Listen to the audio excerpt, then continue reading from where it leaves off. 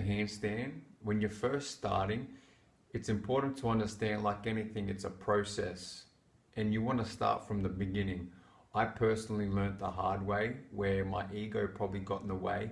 And when I first started learning it, for the first year, I was just throwing myself against the wall, trying to get balance, and my handstand really didn't progress for quite a long time until I realized that I had to start back from the beginning. So I went back to the ground and I learned the hollow position, which is the alignment that you're in when you're performing the straight line handstand. And once I did that, I progressed more in 2 months than I did the whole previous year. So learn from my mistakes and start from the beginning. Start on the ground, build endurance in the hollow position, and then work your way up to the wall where you can do things like wall line drills, and you can build even more endurance. But first you want to understand and feel what the hollow position feels like on the floor before you start throwing yourself upside down, because it's a completely different beast when you're upside down.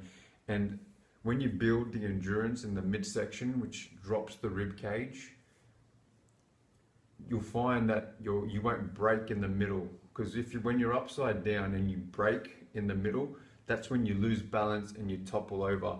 When you understand, and when I show you, this will hopefully make a little bit more sense on why it is so important.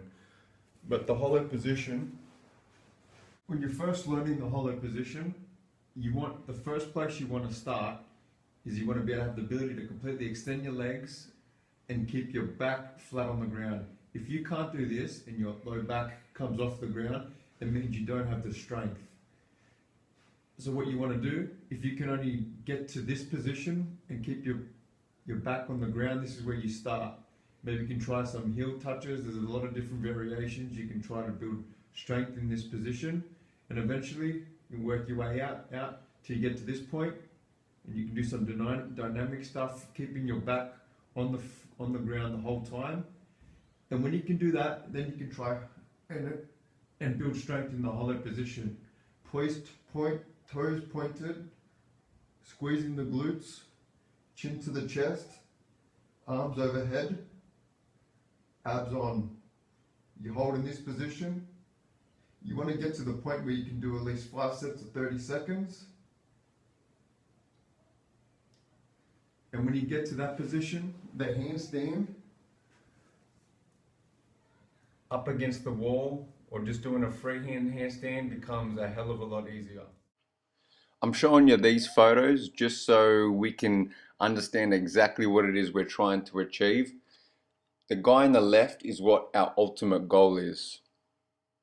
He's in the hollow position, whereas the guy on the right is not. The obvious differences are the guy on the left, his shoulder joint is completely open, and as you can see, the guy on the right, his is not even close. The other big difference is the back. The guy on the left, his back is pretty much straight, whereas the guy on the right has got a lot of lumbar curve, which is what we're trying to avoid. And you do that, the way you get that straight back is by being in the hollow position, by squeezing the glutes, dropping the rib cage, by turning on the abs and the core.